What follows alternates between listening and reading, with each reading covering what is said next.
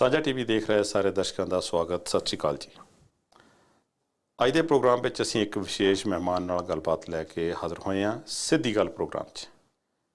Alberta ਦੀ ਰਾਜਨੀਤੀ ਦੇ ਵਿੱਚ ਵੱਡਾ ਧਮਾਕਾ ਹੋਇਆ, ਵੱਡਾ ਐਲਾਨ ਹੋਇਆ। ਹਾਲਾਂਕਿ ਕਿਆਸਰਾਈਆਂ ਲੱਗ ਰਹੀਆਂ ਸੀ, ਪਰ ਅੱਜ ਉਹ ਪੱਕਾ ਹੋ ਗਿਆ ਕਿ ਅਲਬਰਟਾ ਦੀ NDP ਲੀਡਰਸ਼ਿਪ ਵਾਸਤੇ ਕੈਲਗਰੀ ਦੇ ਸਾਬਕਾ ਮੇਅਰ ਨਾਹਿਦ ਨੈਂਸ਼ੀ ਮੈਦਾਨ ਦੇ ਵਿੱਚ ਕੁੱਦ ਪਏ ਨੇ। 5 ਹੋਰ ਕੈਂਡੀਡੇਟ ਉਹਨਾਂ ਤੋਂ ਪਹਿਲਾਂ ਇਸ ਵਿੱਚ ਕੁੱਦ ਚੁੱਕੇ ਨੇ, ਉਹ 6ਵੇਂ ਹੋਣਗੇ। ਲੀਡਰਸ਼ਿਪ ਰੇਸ ਜਲਦੀ ਹੋਣੀ ਹੈ ਅਤੇ ਅਲਬਰਟਾ ਦੀ ਓਫੀਸ਼ੀਅਲ ਓਪੋਜੀਸ਼ਨ ਪਾਰਟੀ ਹੈ NDP ਅਤੇ ਨਾਹਿਦ ਨੈਂਸ਼ੀ ਸਾਡੇ ਸਟੂਡੀਓ ਵਿੱਚ ਮੌਜੂਦ ਨੇ। ਸਭ ਤੋਂ ਪਹਿਲਾਂ ਉਹਨਾਂ ਦਾ ਸਵਾਗਤ ਕਰਦੇ ਹਾਂ। ਅੰਗਰੇਜ਼ੀ ਵਿੱਚ ਗੱਲਬਾਤ ਉਹਨਾਂ ਨਾਲ ਕਰਾਂਗੇ ਅਤੇ ਵਿੱਚ ਜੇ ਜ਼ਰੂਰਤ ਹੋਈ ਤਾਂ ਮੈਂ ਪੰਜਾਬੀ ਦੇ ਵਿੱਚ ਸਰੋਤਿਆਂ ਨੂੰ, ਦਰਸ਼ਕਾਂ ਨੂੰ ਥੋੜ੍ਹਾ ਜਿਹਾ ਐਲੈਬੋਰੇਟ ਕਰਨ ਦਾ ਯਤਨ ਕਰਾਂਗਾ। ਸਭ ਤੋਂ ਪਹਿਲਾਂ ਉਹਦਾ ਸਵਾਗਤ ਕਰਦੇ ਹਾਂ। ਨਾਹਿਦ, thanks for coming to our studio. ਸਤਿ ਸ਼੍ਰੀ ਅਕਾਲ, good morning. Sat Sri Akal. Thank you so much for having me. It's been a long time since we've had a conversation. I'm thrilled to be back here in Northeast Calgary talking about things that matter to Albertans. Okay, so many of us know about Naheed Nenshi, and because of lots of new immigrants coming, new people, new citizens, they may not know about you because last time you quit was 2021. 21. It's been 2.5 years almost. Yeah. At that time, many people must have thought, "Oh, he's retired." But I was just looking at your age; you're just 52. So, tell us about yourself. Sure. You were born in Canada, or I was barely born in Canada. My mother was pregnant when they immigrated. Okay. So I always say that I was born in Canada but made in Africa. So my family comes from Gujarat, Kutch originally. We still speak Kutchi Gujarati, but they stopped in Tanzania first. And so we had 2 generations in Tanzania, and my parents emigrated to Canada in 1971. So you already gave away my age. So I was born.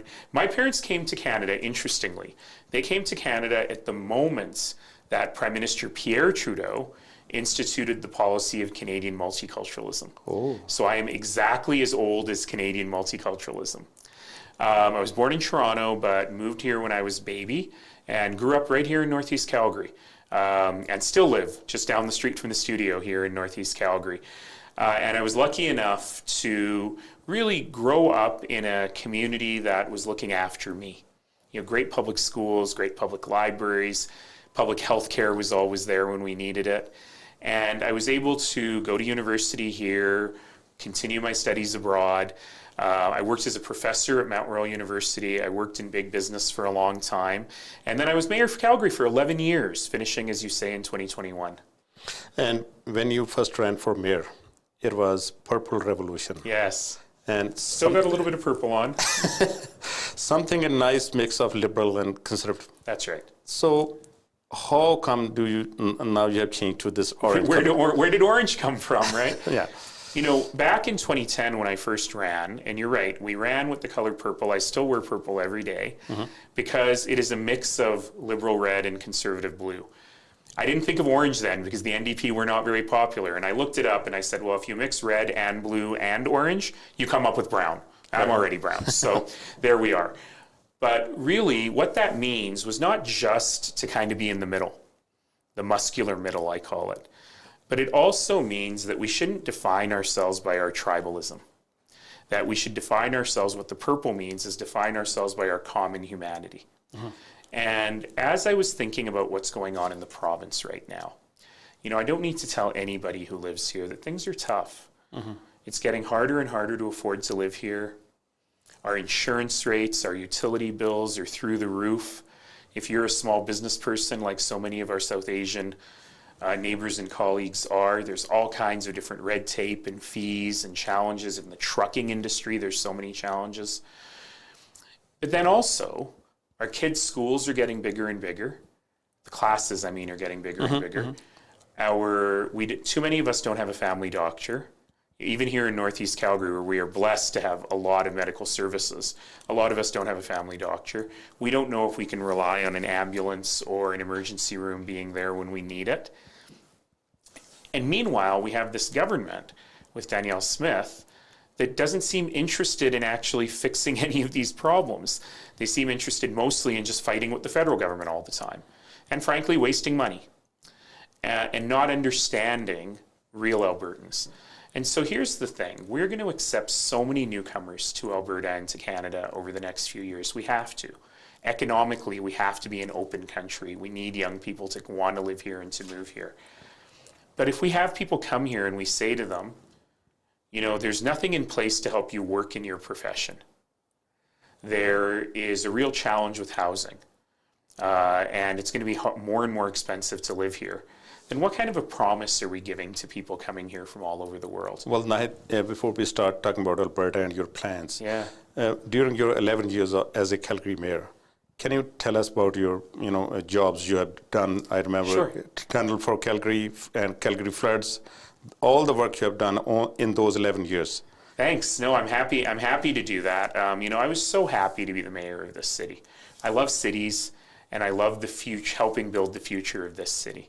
So, during my 11 years, we made unprecedented investments in roads and transit infrastructure. We built libraries, including the new beautiful Central Library downtown, but also the Saddletown Library and branches across the city.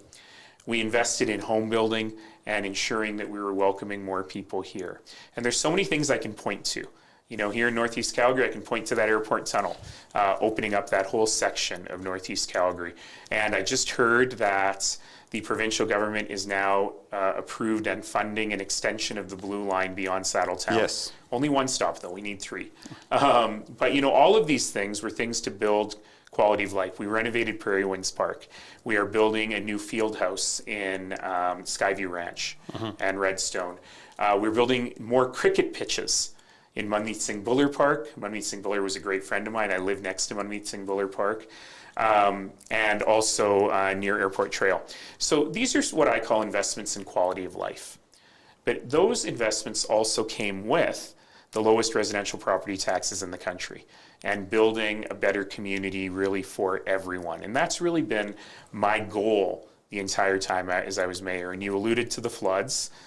In the history of Calgary, 136 years at the time when I was mayor, we had only had 6 states of emergency. And lucky me, I was the mayor for all 6 of them. And so helping Calgary through some of these crises, whether it was the floods of 2013, windstorms, droughts, the COVID pandemic. I don't know that I signed up for that when I wanted to be a mayor, but I was so blessed to have the ability to help Calgarians and help community through all of that. I want to say one thing.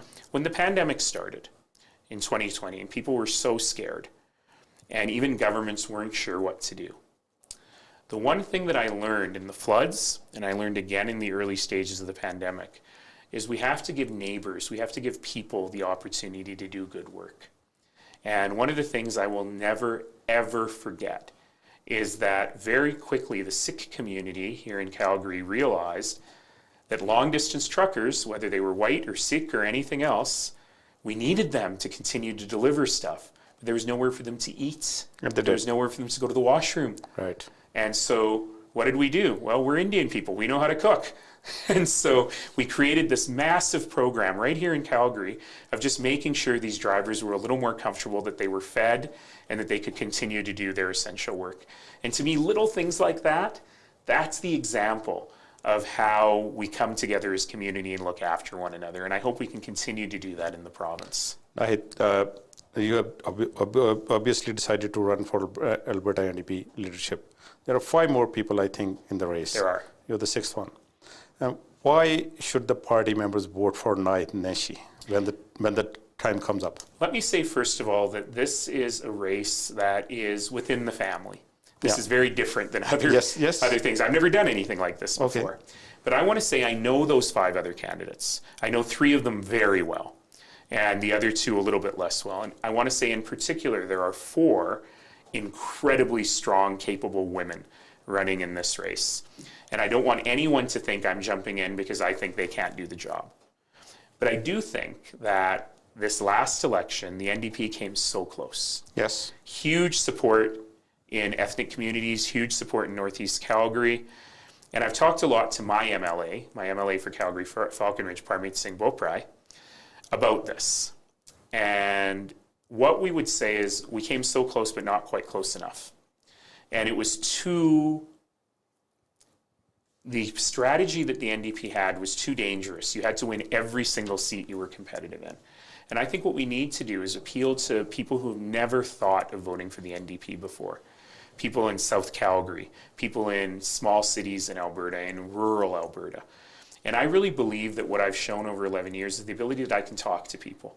I can talk to people from every walk of life and help them understand that we share common values. So, in rural Alberta, they vote Conservative. They've always voted Conservative. But when you think about what is happening in those areas, there aren't any doctors. They're actually closing the emergency rooms on the weekend. The government can't even pave the roads properly. So the question I have for all those people is, what future do you want for your kids in Alberta? Do you want to make sure that when your kid graduates from a really great high school, that there's a really good apprenticeship program they can go to, or a college program, or a university program? I'll give you another little example. During the pandemic, of course, everything went online. Yes. And I had to have lots of meetings with my different mayors and so on outside of Calgary. And I realized that even people in towns just outside of Calgary had a lot of trouble doing Zoom meetings because there's no broadband internet. Oh. So for how many years have we been promising rural Alberta that we'll get you broadband?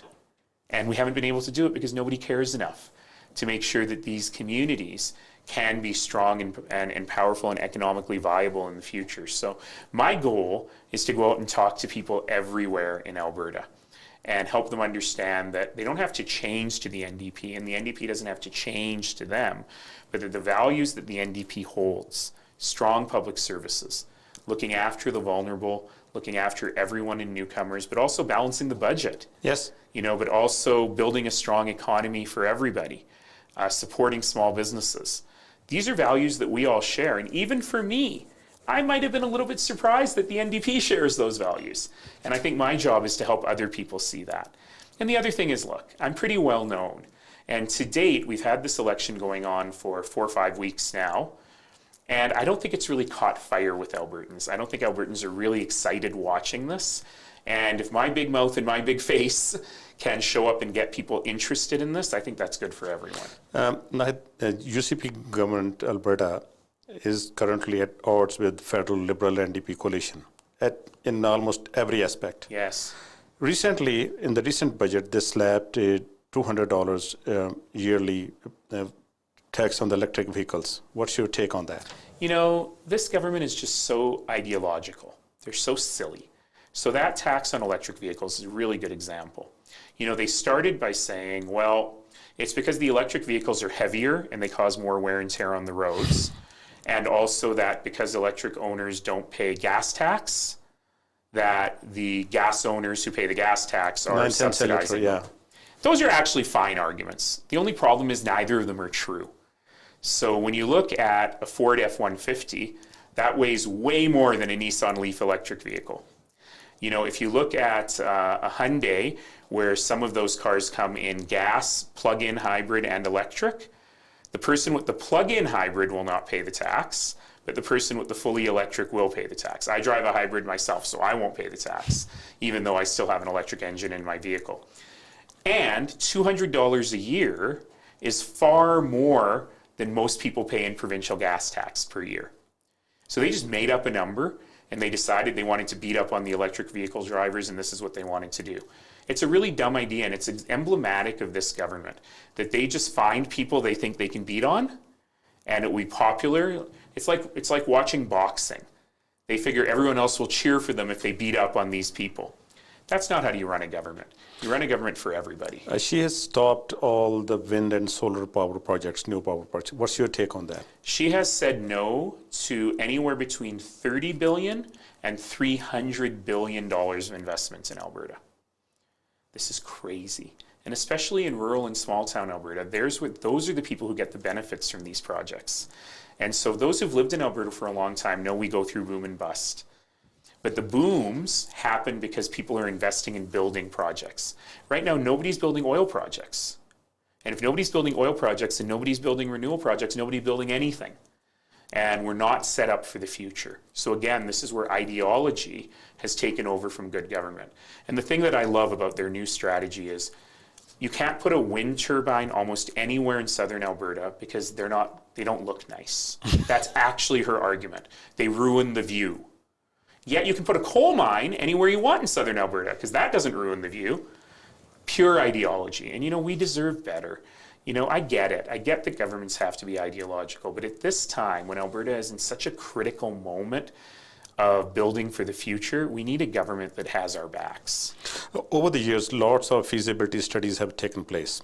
Rail link between Calgary and Edmonton, rail link to Banff, Commonwealth Games, those games, this game, millions spent, nothing out of it.